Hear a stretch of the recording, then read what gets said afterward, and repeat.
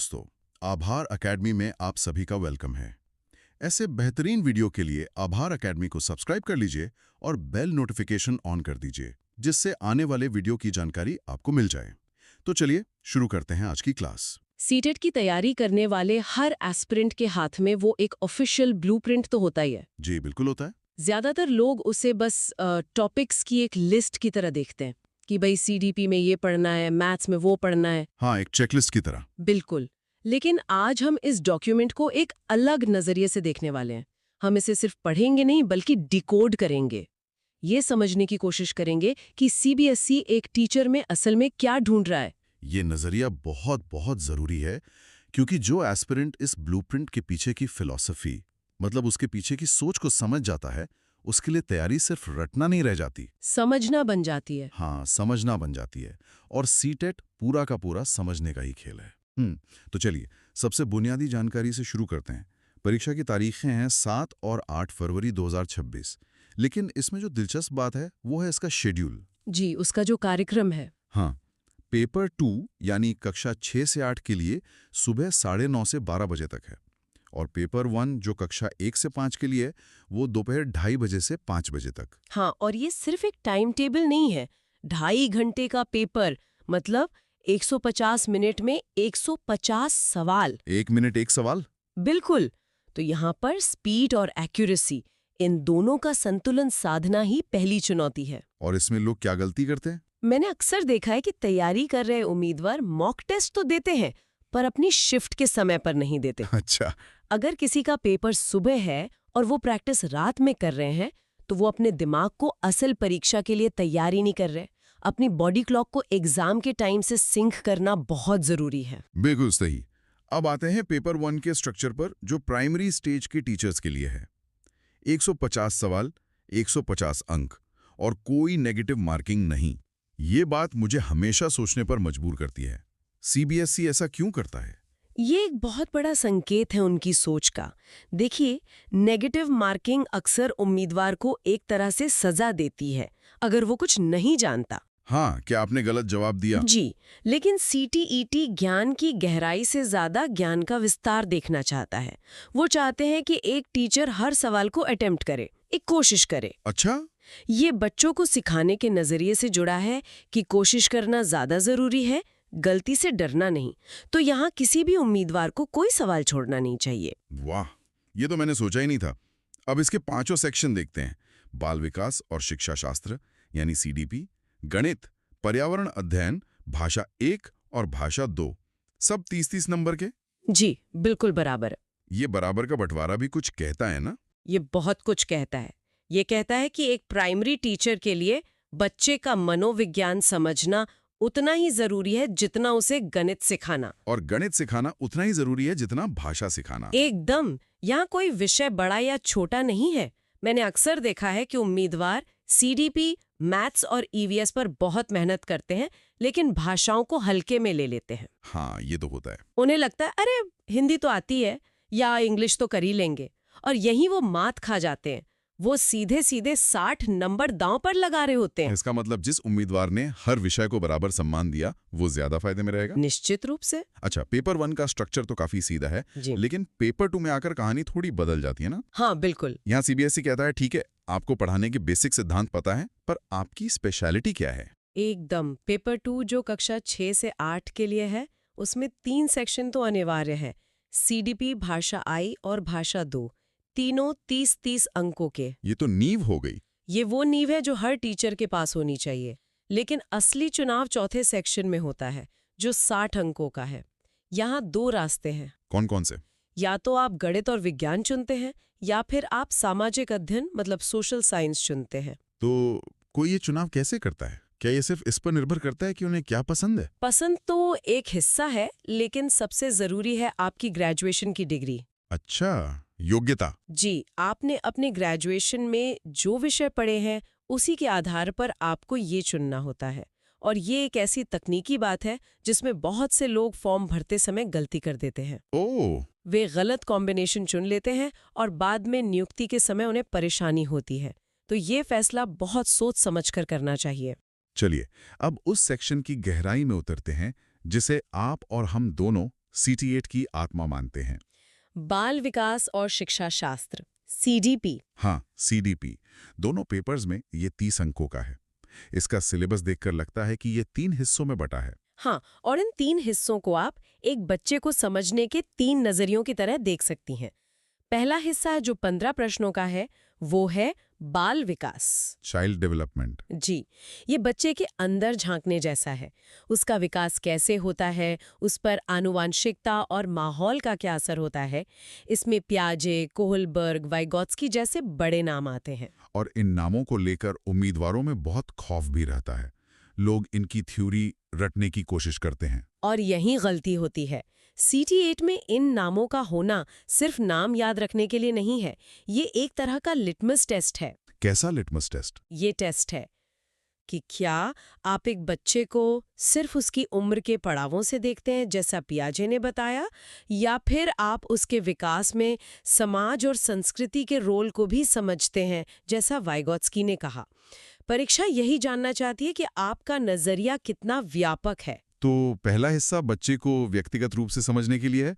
दूसरा हिस्सा जो 5 प्रश्नों का है वो है समावेशी शिक्षा। इसका क्या मतलब है? इसका मतलब है बच्चे को क्लासरूम के संदर्भ में समझना। आपकी क्लास में हर तरह का बच्चा होगा, कोई बहुत तेज सीखेगा, किसी को सीखने में मुश्किल होगी, कोई अलग सामाजिक आर्थिक पृष्ठभूमि से आएगा। हाँ, विविधता तो होगी। बिल्कुल। तो समावेशी शिक्षा का सिद्धांत कहता है कि आपको सिस्टम को बच्चे के लिए बदलना है, न कि बच्चे को सिस्टम के लिए। ये 5 नंबर पक्के करने के लिए नहीं है, बल्कि एक टीचर के तौर पर आपकी सोच को परखने के लिए है। और तीसरा हिस्सा 10 प्रश्नों के लिए है अधिगम और शिक्षा शास्त्र। ये तो सीधे सीधे सिखाने की कला के बारे में है। बिल्कुल। इसमें सवाल होते हैं कि बच्चे सोचते कैसे हैं, वे सीखते कैसे हैं, वे प्रेरित कैसे होते हैं। इसमें एक बहुत दिलचस्प टॉपिक है, बच्चे स्कूल में सफलता प्राप्त करने में क्यों और कैसे असफल होते हैं। अच्छा। ध्यान दीजिए, सवाल बच्चे की असफलता पर नहीं, बल्कि सिस्टम की असफलता पर है। ये पूरी सोच को पलट देता है। तो CDP की तैयारी का सबसे अच्छा तरीका क्या होगा? हर थ्योरी को पढ़ते समय खुद से पूछना कि मैं इसे अपनी क्लास में कैसे इस्तेमाल करूंगी या करूंगी। एप्लीकेशन बेस्ड सोचना बहुत जरूरी है। ये तो सच में पूरे विषय को देखने का नजरिया ही बदल देता है। अब भाषा पर आते हैं। भाषा 1 और भाषा 2 दोनों का पैटर्न एकदम एक जैसा है? जी, 15 नंबर कॉम्प्रिहेंशन के और 15 नंबर पेडागोजी के। और कॉम्प्रिहेंशन में भी कुछ खास है? हाँ, उसमें भी एक ट्रिक है। आपको 2 अनसीन पैसेज मिलेंगे।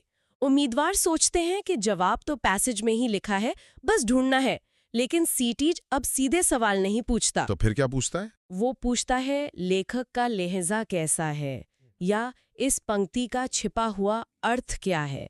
मतलब आपको सिर्फ पढ़ना नहीं है, बल्कि पढ़कर समझना और विश्लेषण करना है। और 15 नंबर की पेडागोजी, ये तो फिर से CDP से जुड़ जाती होगी? सीधे तौर पर भाषा की पेडागोजी पूछती है कि भाषा सीखी कैसे जाती है। क्या ये सिर्फ रटने से आती है, जिसे अधिगम कहते हैं, या माहौल से अपने आप आती है, जिसे अर्जन कहते हैं। अधिगम और अर्जन, लर्निंग एंड एक्विजिशन। जी, यहाँ एक टॉपिक है उपचारात्मक शिक्षण, यानी रिमेडियल टीचिंग। इसका मतलब सिर्फ फेल हुए टॉपिक को दोबारा पढ़ाना नहीं है। इसका गहरा मतलब है पहले ये पता लगाना कि बच्चा क्यों नहीं सीख पाया। मतलब गलती की जड़ तक पहुंचना। बिल्कुल, जैसे एक डॉक्टर बीमारी की जड़ का इलाज करता है, सिर्फ लक्षण का नहीं। तो आप कह रही हैं कि व्याकरण के नियम सीधे सीधे नहीं पूछे जाते, बल्कि पैसेज के कॉन्टेक्स्ट में? हाँ, बिल्कुल। सीटेट में व्याकरण आपकी भाषा की समझ का एक हिस्सा है, अलग से नियमों की किताब नहीं। इसीलिए रोज एक पैसेज हल करने की प्रैक्टिस नियम रटने से ज्यादा फायदेमंद है। बहुत बढ़िया। अब हम पेपर 1 के बाकी 2 मुख्य विषयों पर आते हैं।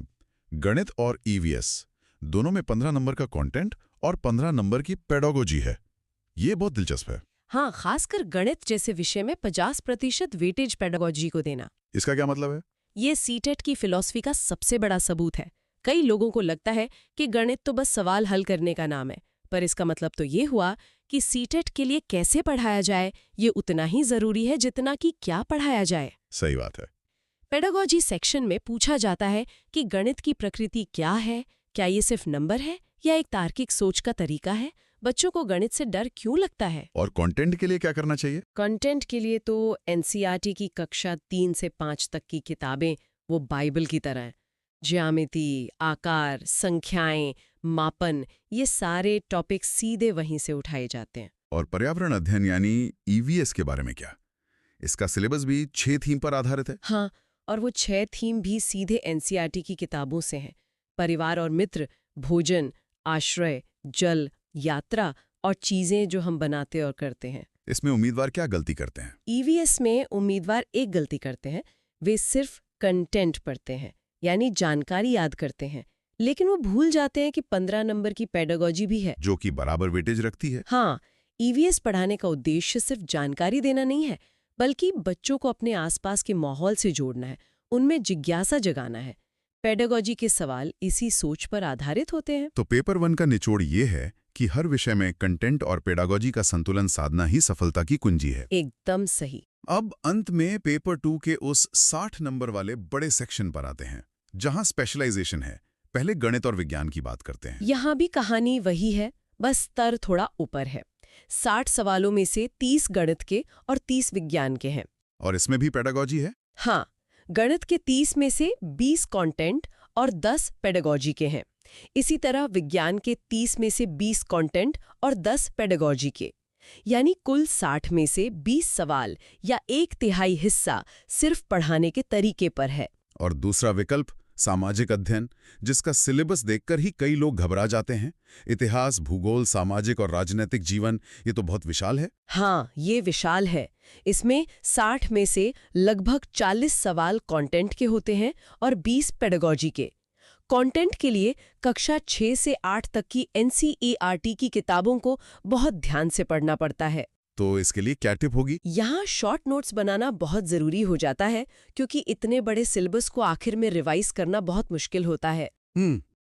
और इसके 20 नंबर के पेडागोजी में क्या खास है? इसकी पेडागोजी बहुत दिलचस्प है। ये पूछती है कि सामाजिक विज्ञान क्यों पढ़ाना चाहिए? क्या सिर्फ तारीखें और तथ्य रटाने के लिए? नहीं, बल्कि बच्चों में आलोचनात्मक चिंतन यानी क्रिटिकल थिंकिंग विकसित करने के लिए, ताकि वे समाज को, सरकार को, अपने अधिकारों को एक सवालिया नजर से देख सके। तो दोस्तों, ये था सीटीईटी के ब्लूप्रिंट का एक गहरा विश्लेषण। हमने सिर्फ ये नहीं देखा कि क्या पढ़ना है, बल्कि ये समझने की कोशिश की कि क्यों पढ़ना है और कैसे पढ़ना है। बिल्कुल, ये समझना कि हर सेक्शन के पीछे सीबीएसई की सोच क्या है, आपकी तैयारी को एक दिशा देता है। आप सिर्फ एक परीक्षार्थी नहीं रहते, बल्कि एक भावी शिक्षक की तरह सोचने लगते हैं। और जिस दिन ये सोच आ गई, उस दिन सीटीईटी पास करना बहुत आसान हो जाता है। आज की हमारी इस पूरी चर्चा से एक विचार आपके लिए छोड़कर जा रहे हैं, जिस पर आप सोच सकते हैं। सवाल यह है, हर विषय के पेडागोजी सेक्शन में आलोचनात्मक चिंतन, समस्या समाधान और बाल केंद्रित जैसे शब्द बार बार आते हैं। क्या इन कॉन्सेप्ट्स की गहरी समझ आपको हर विषय की पेडागोजी को हल करने में एक मास्टर कुंजी दे सकती है? इस पर जरूर सोचेगा। अगली बार फिर मिलेंगे।